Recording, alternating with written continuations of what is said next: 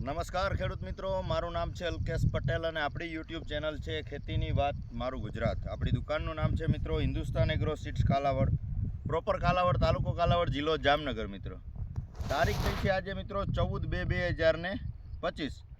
તો તાપમાન જે છે એ દિવસે ને દિવસે હવે વધવામાં છે. તો જે મિત્રોએ સમયસર યોગ્ય સમયે જે વાવેતર કરેલું છે, ધાણા હોય, ચણા હોય કે જીરું હોય, આ પાકના વાવેતર કરેલા છે, તો એમાં ચોક્કસથી સારું ઉત્પાદન મળી શકશે. પણ જેને પાછતરા વાવેતર વધારે પડતા થયા છે એની અંદર જે છે તાપમાન અસર કરશે, એટલે એમાં ઉત્પાદન ઘટવાના ચાન્સ ખૂબ વધારે રહેશે. જોઈ શકો છો તમે મિત્રો, આપણે એક પ્રગતિશીલ ખેડૂત છે જેની વાડીએ આપણે જીરાના પાકમાં ફિલ્ડ વિઝિટ માટે આવ્યા છે. લગભગ 10 કે 12 વીઘાનો પ્લોટ છે, એક જ સરખું જીરું છે.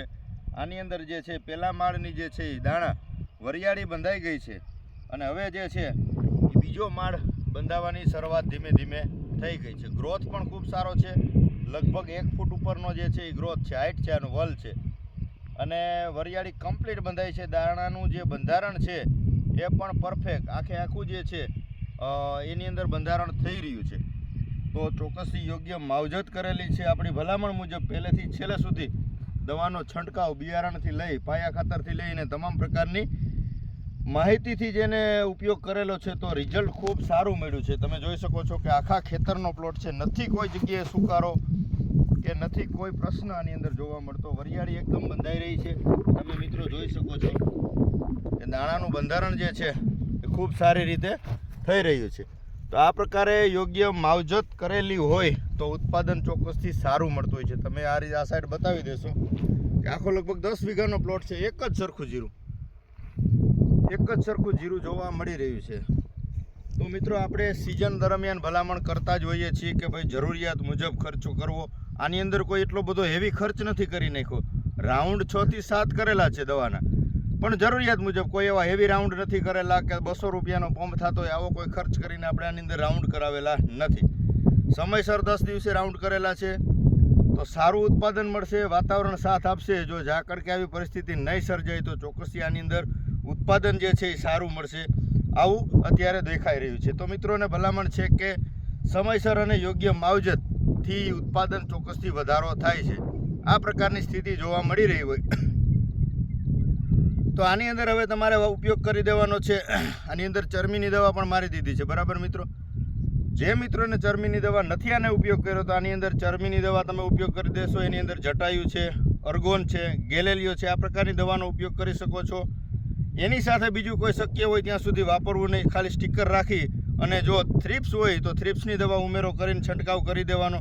તમારે દાણા ભરાવવા માટે કોઈ પણ વસ્તુનો ઉપયોગ કરવો છે તો એમાં તમારે 05234 કે અથવા લિક્વિડ ફોર્મ્યુલેશનમાં શક્ય હોય ત્યાં સુધી જે ગ્રેડવાળા ખાતર આવે છે, દાખલા તરીકે 06020 આવું આવે છે, અને એની સાથે બોરોનનો ઉપયોગ કરી દેવાનો. 0050 પણ વાપરી શકાય, પોટાશયુક્ત પણ વાપરી શકાય, પણ હજુ આને વાર છે.